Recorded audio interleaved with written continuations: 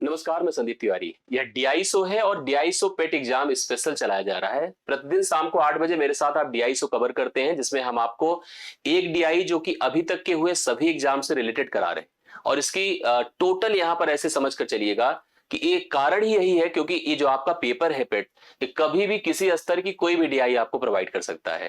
तो इसीलिए जरूरी है कि हर स्तर को समझे, हर एग्जाम की रिलेवेंसी को क्लियर करें, सबको मिलाएं और हर स्तर की डीआई को कवर करके ही अपनी तैयारी को संपूर्ण मानिए।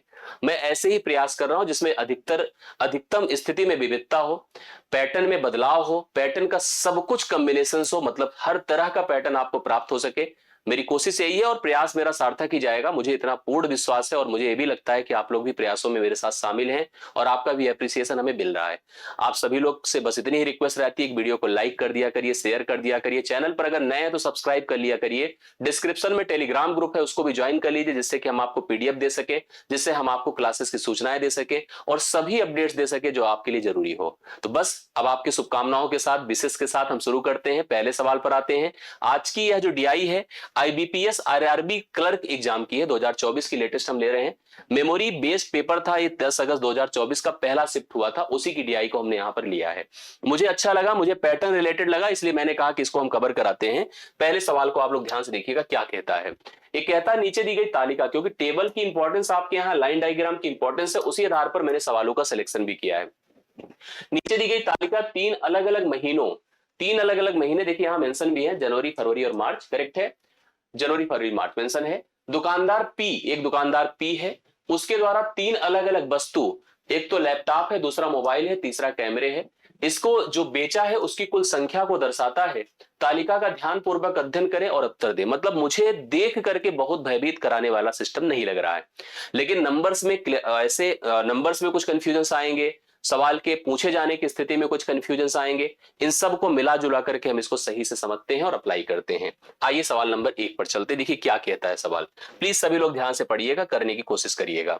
सवाल कहता है एक साथ जनवरी में बेचे गए कुल कैमरा और मार्च में बेचे गए कुल लैपटॉप, सॉरी देखिए समझिएगा, एक साथ जनवरी में बेचे गए कुल कैमरे 128 है और मार्च में बेचे गए लैपटॉप, तो मार्च में बेचे गए लैपटॉप जनवरी और मार्च में मिलाकर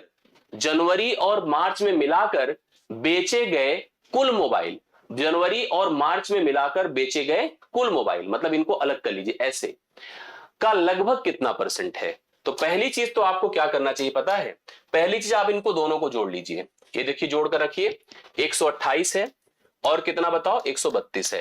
ये क्या क्या दोनों आंकड़े हैं, जो 128 है जनवरी में बेचे गए कुल कैमरे हैं, 132 है मार्च में बेचे गए कुल लैपटॉप हैं।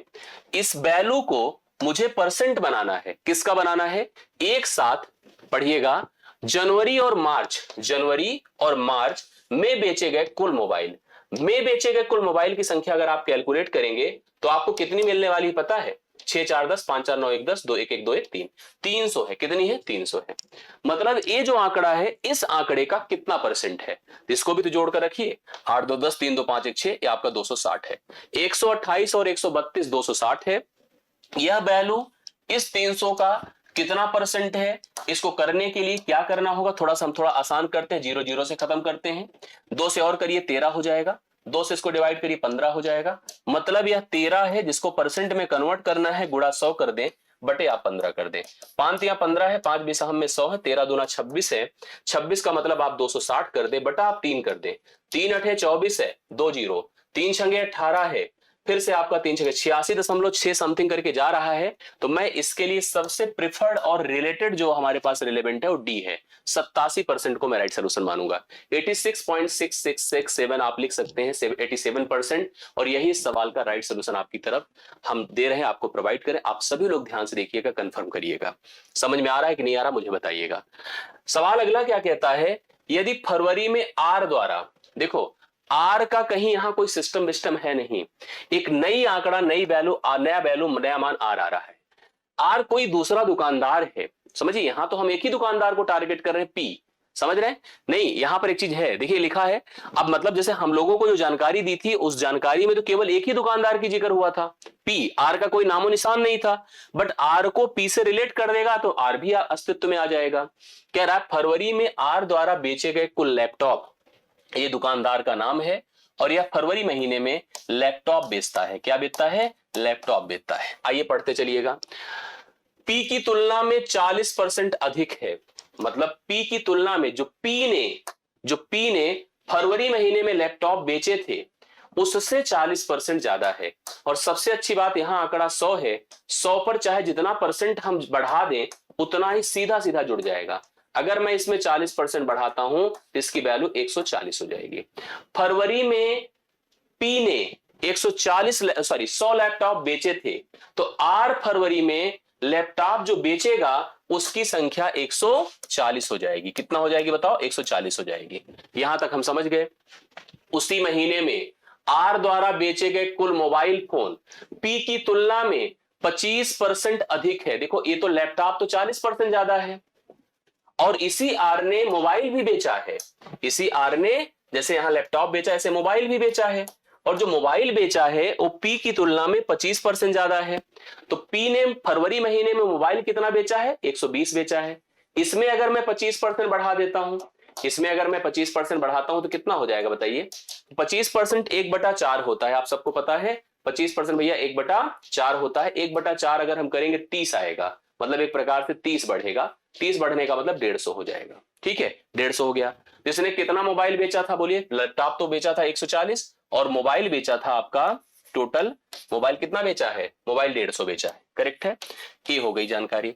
अब आपसे कहता है पी की तुलना में, ठीक है भाई, तो फरवरी में आर द्वारा बेचे गए लैपटॉप और मोबाइल की कुल संख्या बता दो कितनी है?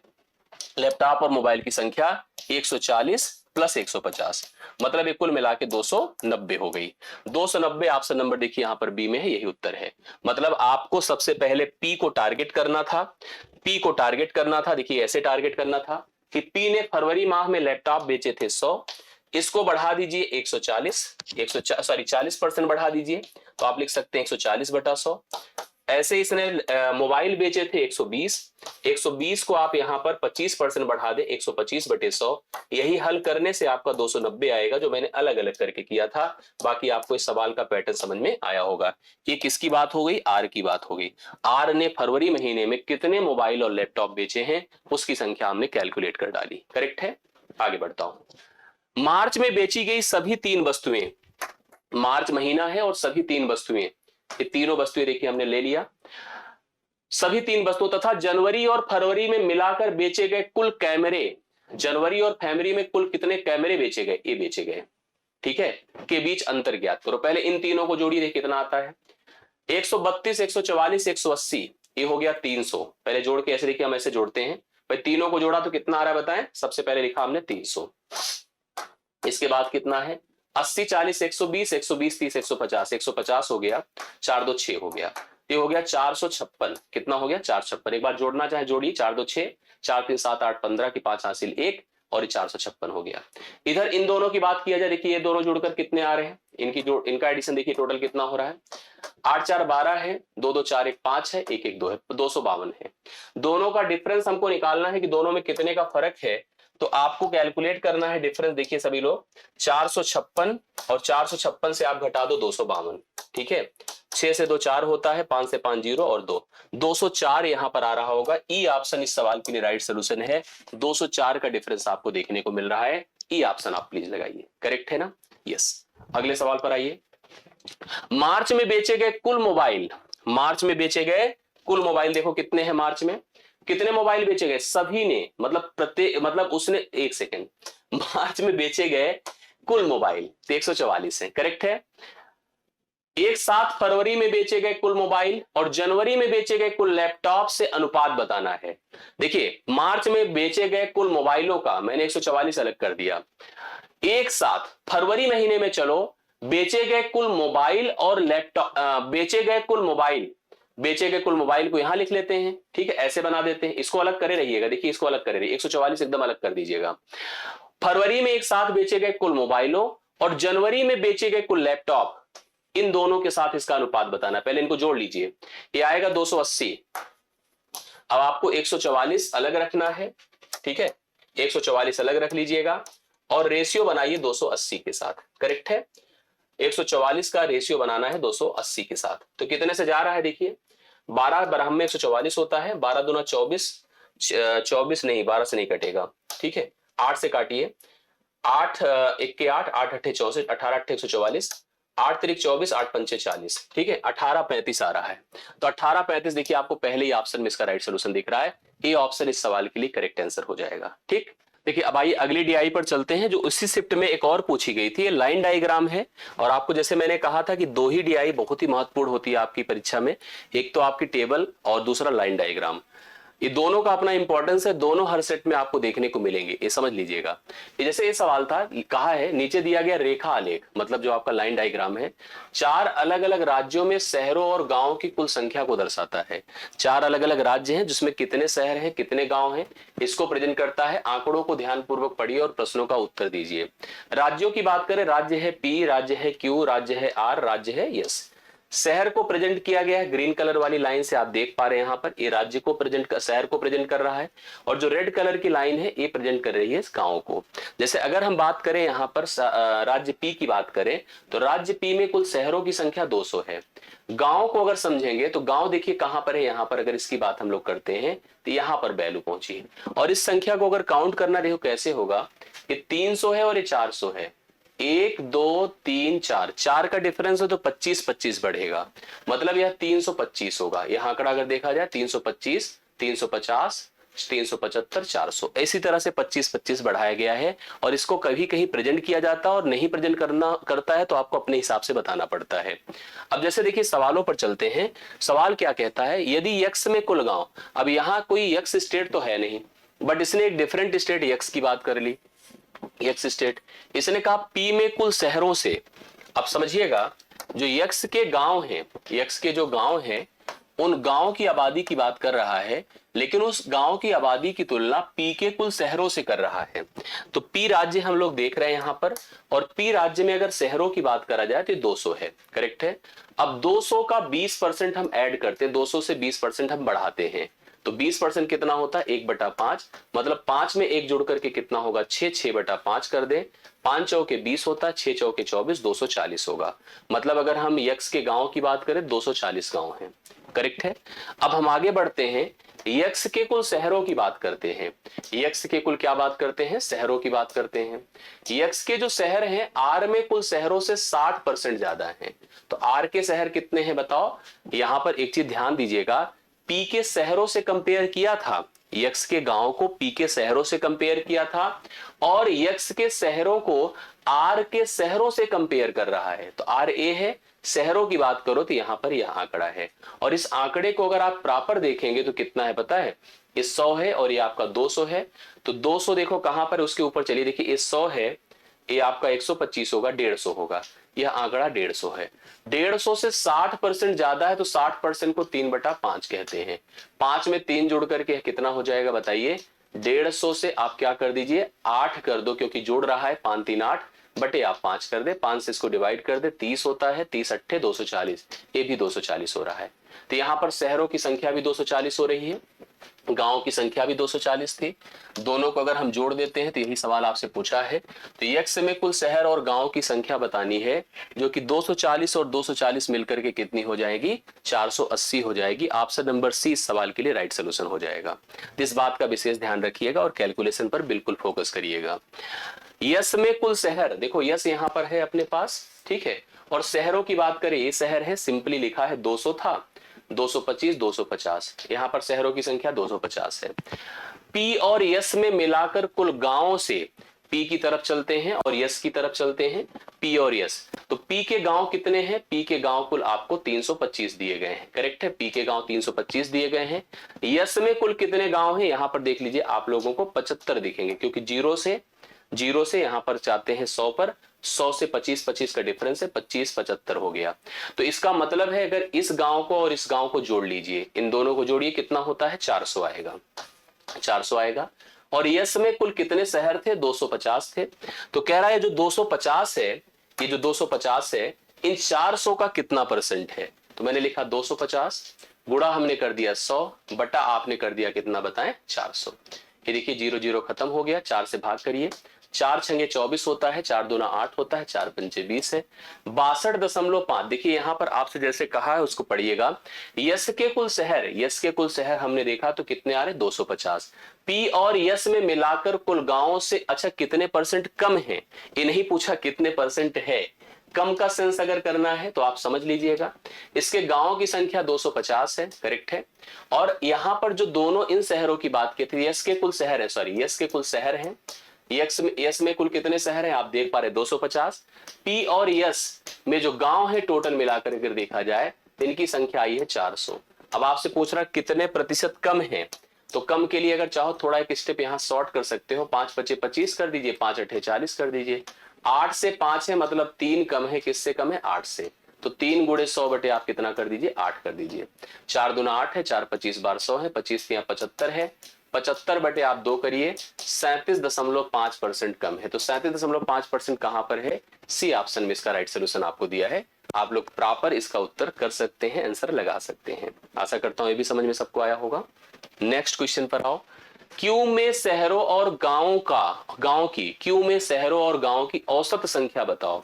क्यू यहां पर है, शहर और गांव दोनों जोड़ना पड़ेगा। तो शहरों की संख्या यहां पर देखिए साफ साफ 200 कितना है, 200 के ऊपर है ना, 225 है, 225 है। और गांवों की संख्या यहां पर 100 था, 125, 150, 175 है, 175 है।